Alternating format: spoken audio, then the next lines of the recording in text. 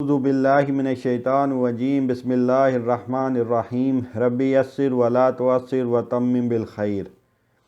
رمضان المبارک کی حرمت کا تقاضا اور عصر حاضر کے حریص، لالچی، حاسد اور ہوس کے پجاری جدید انسان کا رویہ کیا ہے؟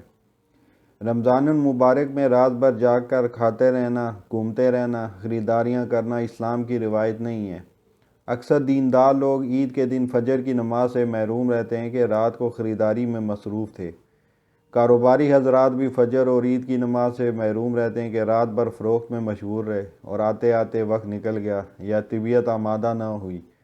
ہوٹلوں میں رمضان پیکج لوٹ مار کا نیا طریقہ ہے۔ رمضان میں ہوٹل ویران ہو جاتے تھے، لہذا ان کو آباد کرنے کے لیے کئی سال پہلے رمضان پیکج کا سلسلہ شروع کیا گیا۔ اس سے پہلے اکثر ہوٹل بند رہتے تھے۔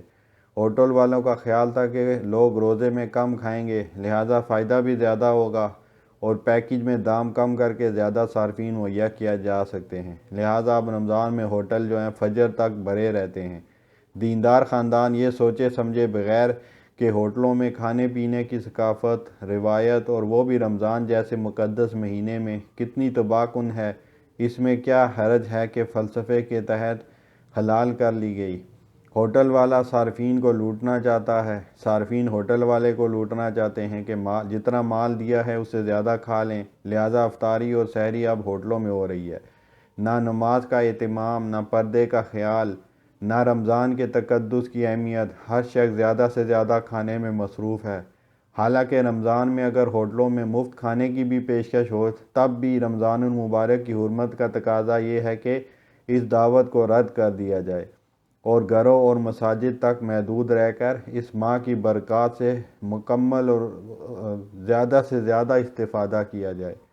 رسالت مآب صلی اللہ علیہ وسلم کو اللہ کے گھر مساجد بہت پسند اور دنیا کے گھر یعنی بازار سخت ناپسند تھے۔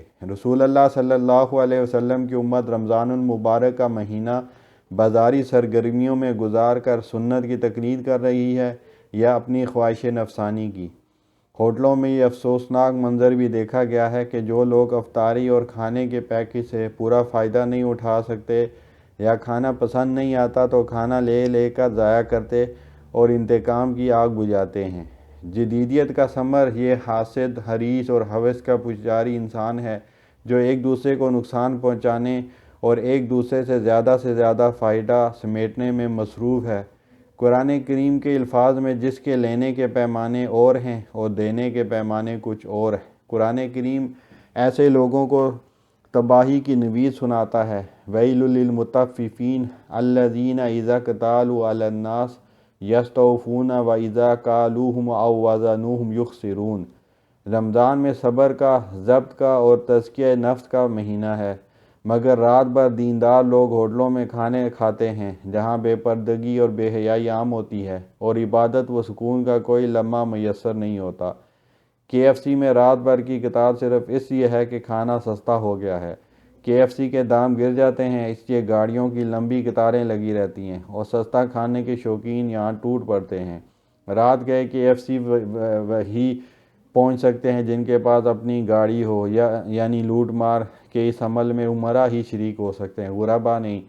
تاریخ انسانی کے کسی معاشرے کے عمرہ اتنے حریص، حاسد اور لالچی نہیں تھے جس قدر عصر حاضر کے عمرہ ہیں۔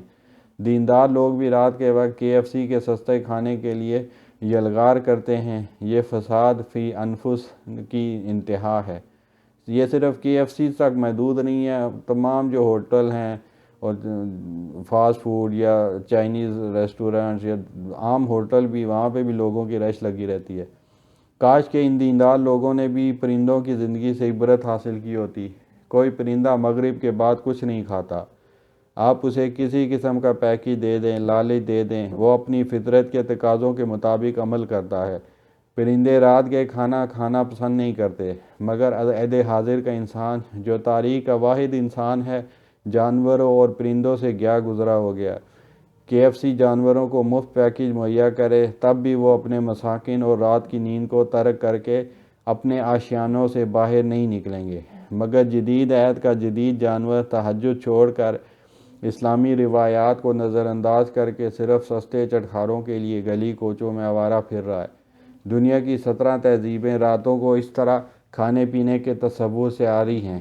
راتوں کو کھانا پینا صرف اور صرف جدید سائنس و ٹیکنالوجی نے ممکن بنایا ہے۔ اس نے ہزاروں سال کی تہذیب و تاریخ بدل دی ہے۔ 20ویں صدی سے پہلے تاریخ انسانی میں کوئی انسان راتوں کو کھانا کھانے کے لیے باہر نہیں نکلتا تھا۔ جدید سائنس و ٹیکنالوجی کے آلات نے اس غیر فطری زندگی کو عین فطری زندگی بنا کر رکھ دکھا دیا ہے۔ اللہ تعالی ہمیں رمضان کا احترام کرنے اور اس میں زیادہ سے زیادہ عبادت کر کے اللہ کو راضی کرنے اور نبی پاک علیہ السلام کے طریقوں کے مطابق زندگی گزارنے کی توفیق دے۔ وآخر دعوانا الحمد للہ رب العالمین۔